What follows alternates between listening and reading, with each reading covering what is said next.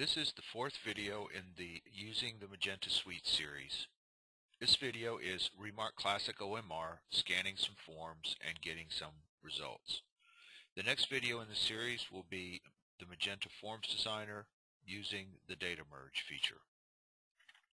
So this is the form we are going to be scanning today, and it's a basic survey form. Looks very similar to the ones that we have created in previous videos, but it's a little bit different. It's a little bit shorter. There are 15 questions. They're all on one page. There's a comments area at the bottom, and it has an ID number and a date field. So we have already created the scan template, which we learned how to do in the previous video, and we're now going to start the scanning program. And you can start the scanning program in two ways. You can, from Magenta, click on Scanning, the scanning menu, and select Scan Forms. And this starts up the Remark Classic Software Data Center. And because we left our base name the same for our scan template as we did for the Magenta form file, the software automatically opened that template. And so here we have the Remark Classic OMR Data Center. Now you can start the data center from Magenta, or you can always start it as any other Windows software from the Start menu here. Click on Start, go down to All Programs, click on All Programs, scroll down the list to find the Remark Classic OMR 4 software, and here you can see here's the data center, a grade wizard, a help file. Here's the template editor, which was also discussed in the previous video, and here is a documentation folder. And if you click on the documentation folder, it shows you all of the documentation for Remark Classic that you have available to you. And if you click on one of these, like the Remark Classic OMR 4 User's Guide, it will bring up a PDF file of the documentation, give you bookmarks on the left side for all of the chapters, and you can find any information you want here. So that's very handy to know. I'm going to click X here to close it up. And so we're back in the Remark Classic OMR Data Center, which we did start from Magenta. And at this point, because we've already created the scan template, which defines how to scan the form to the Remark Classic software, we're ready to scan some forms. And so to do that, I have loaded 12 forms in our OMR scanner. Well, let's back up just a minute and show you how to select your OMR scanner in the Remark Classic software. If you go to Tools and OMR Scanner, it will bring up this OMR Scanner Properties window. And here under Scanner Type, you can click on the arrow here, and it will list all of the scanners that the software supports. And so you can scroll down through the list and see the Scantron scanners, all the different models, and the Saconic scanners, all the different models. And we have selected SR607 because that's the scanner that we're using. And over here, we're using a COM port instead of a USB port, so the communications port settings must be set up properly to match the settings on the scanner. And then we have some settings that we can change, although you don't usually need to change these settings. You would really only do that with direction from either data blocks or Gravic support personnel. So if you can't find your scanner in the list, you can send us an email at DataBlocks, and we will tell you which scanner to select for your particular, the scanner that you have and are trying to use. So we're just going to click OK here, and we're ready to scan. So with forms in our scanner, we're going to click on Easy Scan, and the software will begin scanning forms. And you can see in the background here, you may be able to hear the scanner running in the background. The data grid here is being populated as we scan the forms. And you'll also notice in the data grid a number of different colors that come up. Actually, there's only two in here. There's the yellow and the green. We got this box that asks, do we want to continue scanning pages? If we had more forms to scan, we would simply reload the hopper, the input hopper, and click yes. and the software would continue scanning pages. So I'm going to click No here. And the first thing we want to do after you've scanned some forms is save the data file. So we're going to do that. We're going to click on File and Save Data. I'm going to select a folder over here on my C drive. You might want to select a folder in your libraries area. And if you do that, you might go to Documents, and if you don't have a folder already, you could create a new folder, which is what we're going to do.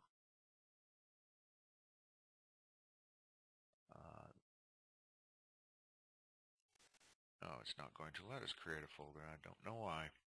Well, you could create a folder here called Magenta Files, and you could store all of the files related to Magenta and Remark Classic in that folder. I'm going to then select a C file folder called AAA, just for a place to put it, and we'll call this our Spring 2013 survey data. Okay, and notice that we're saving this data file in a type of file called a Remark file with an RMK extension. This is the native Remark Classic data file type, and that'll be important when we go move forward a little bit and show you other data file types. But right now we're going to click OK, and so we've saved the file. And up here, the title bar for any software gives you a lot of good information, and especially here we can tell which part of the Remark Classic software we're in, whether we're in the template editor, the data center, which is the scanning program, or the quick stats program, which is the report generator, by looking up here on the title bar, and this tells us we're in the data center. Then it shows us the scan template we have open, One Easy Form Survey, and then in the brackets here we have the data file that we have open. So there's a lot of good information up here in the title bar. So now that we have some data, let's analyze it just a little bit. These colors do have meanings, and if you look down here under the exceptions legend, the two that we're seeing so far are multiple responses and blank responses, because we're seeing some green and some yellow cells up here. And if I look at the yellow cells first, yellow means that either there is no data at all in that cell or it's not complete. And you can see for this whole line here, the entire line of data, and even if I scroll all the way across, are yellow. That means that I've scanned a blank form, and as I look through my stack of forms that I've pulled out of the output hopper, I can see that I've scanned a blank form. So what I can do is click on the whole line over here to select it in this bar over here, and then I can click on Edit and Delete Row, and it will delete that row because we don't need any blank data rows in our data. Okay, I can also click on these other cells, and as I look at the form that it came from, I can see that it just missed a bubble, so I can type that in if I want. So what was really supposed to be here was 122509, and I can type that in. So I can correct it if I so desire. And down here, if I look at the form, the last form that was scanned, I can see that the person just didn't answer that question, so that is accurate, and we will leave that as it is. Now over here, sometimes you will see on forms this green block with a star in the middle of it. That tells you that the software was expecting one answer and two were marked. And if I go back to the second form that was scanned and look at question 2, what I see is that the person did mark 2 bubbles, and they marked them all pretty much the same way, and so I wouldn't change this. Now if I go to the third form, and once again this is completely up to you whether or not you do this kind of correcting, but if I go to the third form and look at question 9, I can see that what they did was they X'd out one bubble and marked a different one. You will see that on forms from time to time. And so if I want to, it's pretty obvious they didn't want the bubble with the X, so I can select good because that's what they selected as the one they wanted. So I can edit the data this way. Once again, it's up to you entirely whether you edit data in this fashion, but it is possible to do so by looking through the forms. So I'm going to go ahead and click on Save Data here just to save the changes that I've made to my data file. And so we've ended up with 10 data records. Okay, so at this point, what do we do with the data? Well, there's two things you can do. You can either export the data to other data file types like Excel spreadsheets or database files, things of that nature, or SPSS, or you can start the Remark Quick Stats program, which is the report generator. But the first thing we're going to do is we are going to save it as another kind of data file. So to do that, it's very easy to export the data. I just click on File and Save Data As. And then down here, instead of selecting the Remark file type, I can click on this arrow here and it'll give me all of the kinds of files that we can save the data to. And I've got all the versions of Access, all the versions of Excel. I've got SPSS, Survey Pro, which is another survey analysis package. These are the standard ones here. If you just want a comma delimited file, you can either use ASCII comma delimited or spreadsheet comma delimited. The difference in the two is that the spreadsheet file will put all text type fields within double quotes, but it will then divide each field by commas, or you could do it with tab delimited types of files as well. You can create those. And then there are some old file types, DBase 3, 4, Paradox 4, Lotus Notes, and you can even set up an ODBC connection that usually requires, that's a direct connection to a database that allows it, and that's usually something that you would have to talk to your IT people to set up. But what we're going to do is go up here and select the latest version of Excel, and we're going to give it a name. We're going to save it once again. Up here I can tell it where to save things. I'm going to save it again in that same AAA folder that we did before. And then, so I need to give it a file name, and once again I'm going to give it Spring 2013 survey data. It will automatically add the XLSX extension, and then I have to give it a sheet name as you do in any spreadsheet file. I'm just going to call it sheet 1, just the standard. You could call it whatever you like. And then when I click OK, it'll tell me it's creating the database. And I can tell that it's done so because up here, once again, on the title bar, it's changed what my data file is called. It's now changed it to this name with the proper extension and telling me Sheet 1. And if I go over here, use Windows Explorer, go find the C drive and that AAA folder, I can find right here on the 5th of April at 10:37, this is the file we just created. If I double click on it, I can then go look at that file, and you can see what it looks like. So this is an actual spreadsheet. It has the same data in it that we saw in our data grid in the Remark software, but it's now an XLSX spreadsheet file. Okay, so it's written that native data file type for Excel. So click OK here and click OK. X again, I'm sorry, and get out of that, and then come back over here to the Remark software. Okay, so that's the first thing you can do with your data, is you can export it to other software for analysis. The Remark Classic software also comes with its own report generator, and that's what we're going to do next. To start the report generator is very simple. You come over here to these three tabs, and you click on the Analysis tab. And if you were scoring a test, you would use either Easy Grade or Grade Wizard. If you're processing a survey, you can use either Easy Survey or Survey Wizard. The wizards just give you more capabilities than the Easy Survey or Easy Grade. In this case, though, all the capabilities that we need are in the Easy Survey section. So we're going to click on Easy Survey. And what will happen is that the Remark Quick Stats program will start up. This is the third and last module of the Remark Classic software. This is the report generator, and it did some analysis on our data. It didn't take very long because we didn't have a lot of data. If you had 1,000 or 2,000 data records, it might take a minute or two because the software is doing some analysis before it brings up the program. And then it gives you a list of things you can do.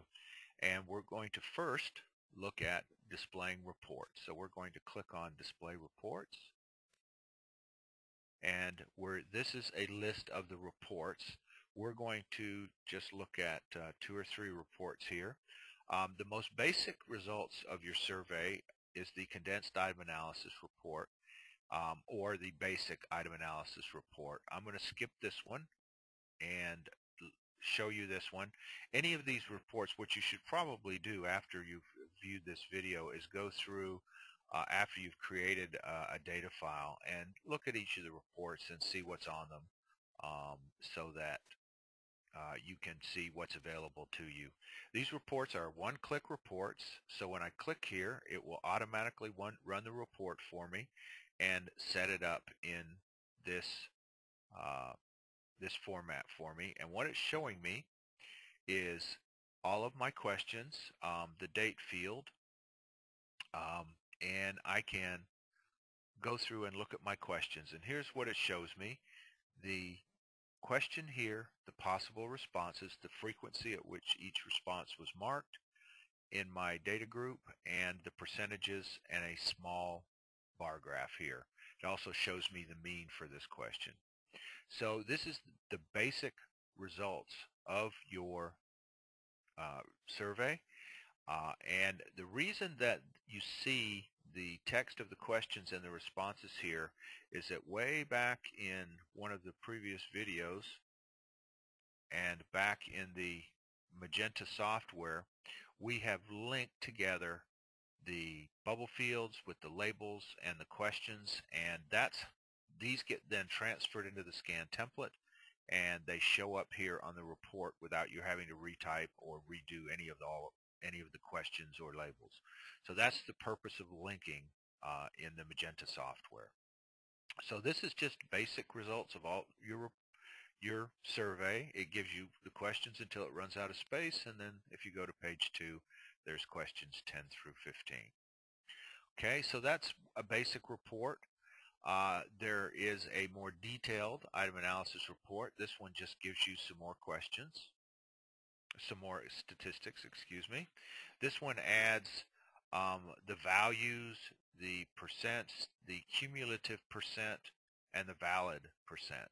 Okay, so it just adds a couple of different statistics and gives you a nicer graph. Now, any of the reports, some of the things that on this report can be modified, and you can do that by going to the report properties right here. It's either on the tools menu, report properties, or it's this button here on the toolbar. When I click that, depending on the report, the software will bring up a list of the things that you can modify for that report. Okay, in this case, what we can modify is we can take out different columns. And you can see actually that we can get the cumulative valid percent, and we have chosen to hide that, but I'm going to choose to show it.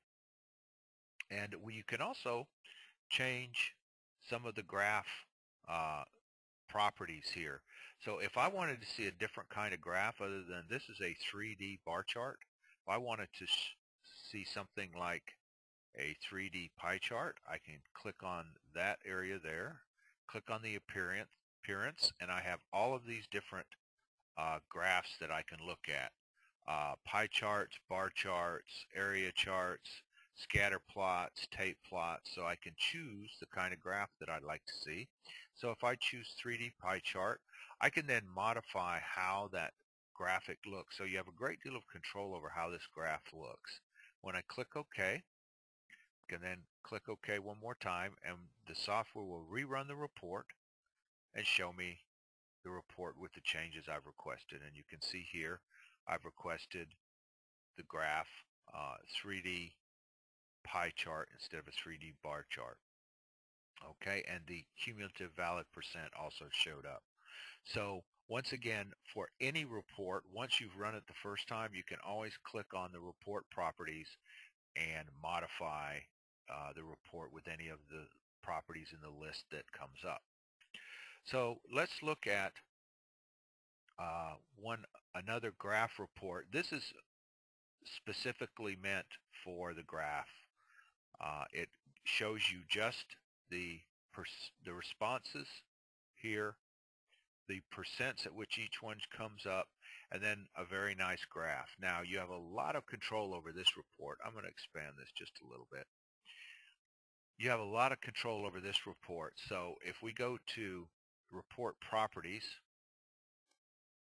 I can then scroll down and click on, once again, the graph properties, and I can change the appearance of the graph. And what we have, once again, what we're showing is a 3D bar chart, but I'm going to tell it to display a tape plot.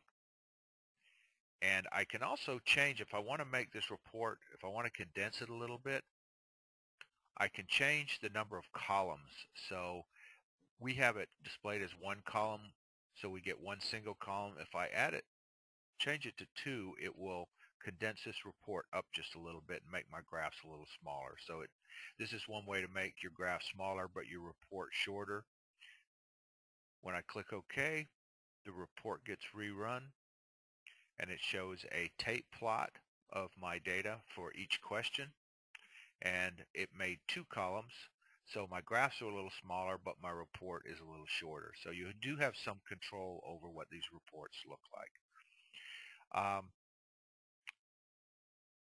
And I think those are all the reports that we need to look at. Once again, there are other reports too that I might mention here. The cross-tabulation report.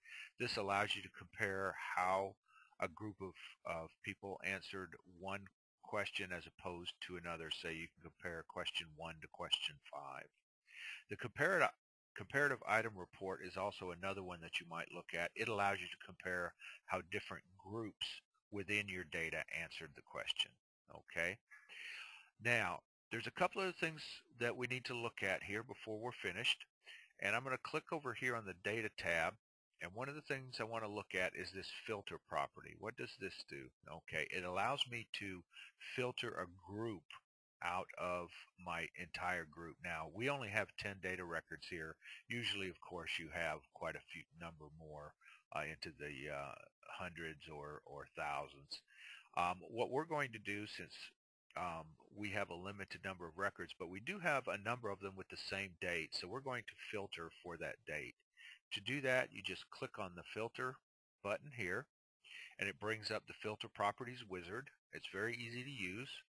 You click here on the field, and it will show you a list of all the fields you can filter by. We're going to filter by the date. We're going to tell it we want it to be equal to, but you can use not equal to, greater than, so you have a whole list of conditions here. We're going to select equal to. And my favorite part of this is that the Remark Quick Stats program will go through your data and bring up a list of all the possible values, so you don't have to remember to type it in. And I'm going to select this date here. And if I wanted to do a multi-layer condition and put in an and or condition, I could. If you click here, it adds another line, and you can continue to further refine your filter. I'm going to click off of there, and we're just going to click on execute down here, and it will execute that filter. It then tells us that out of the 10 records, 5 matched our filter. So when I click OK, you'll see that our data set has reduced down to 5. Okay. So now, if we click on the reports area again over here, it will run the reports with just those 5 data records. And then at the top of each report, each page of the report, it will show us the filter that was used so that you know what group you're looking at. So here the filter was date equals 040909. And so the report has been rerun using just those dates here. Okay, there's a couple of other things we want to talk about here. Build report batch. I'm just going to mention this. This feature is very, very handy if you need it. Let's say you were giving an evaluation or a conference and you had 50 different breakout sessions, and so you wanted a report for each of those 50 sessions, but you also wanted one for the conference as a whole. You could scan all of the data into one data file as long as you had some sort of session identifier, and you could instruct the report batch feature here to print you or create for you reports for all 50 sessions. And so you wouldn't have to go through and hand filter each session and then run a report. This report batch builder will build all 50 reports for you by just going through and filling in some fields in the batch wizard. So once again, this is a very handy feature. You can look it up in the help as to how to use it. It's really not terribly difficult to use, and I just wanted to mention that because it is worth its weight in gold if you need it.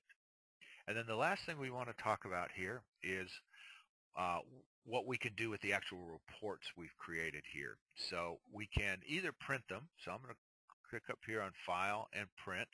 We could print the reports, just send them to your local printer, just like you would any other document that was created in Windows, in a Windows software. Or you can do a file, click on File, Export, and Report, and you can export it to file types. These are the file types that you have available to you. You can send the reports to an Excel spreadsheet. You can send them to an RTF file, and an RTF file, rich text format is what it stands for. That file can be opened in Word. Okay, so that's a good file to know about. You can build a very basic text file. You can build an image file or an HTML file. If you wanted to display these reports on the web, you could create an HTML, but the one that most people will probably use is the PDF document file. So if I select that, I can then click on Export, and it will ask me what's the name of the file I want to create and where do I want to put it, and I'm going to tell it to put it back in our AAA folder that we've been using. And we're going to once again call this 2013 Spring Survey, only we're going to call this our item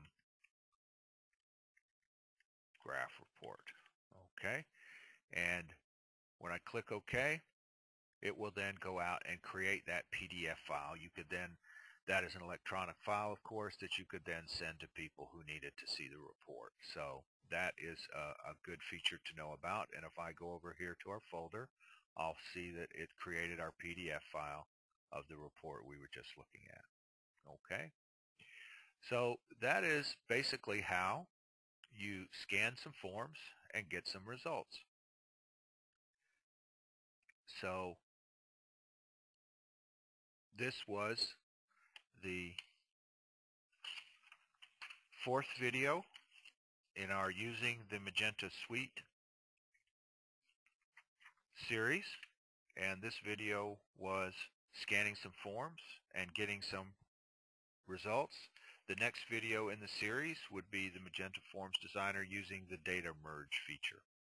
Thank you for watching the video. Good luck.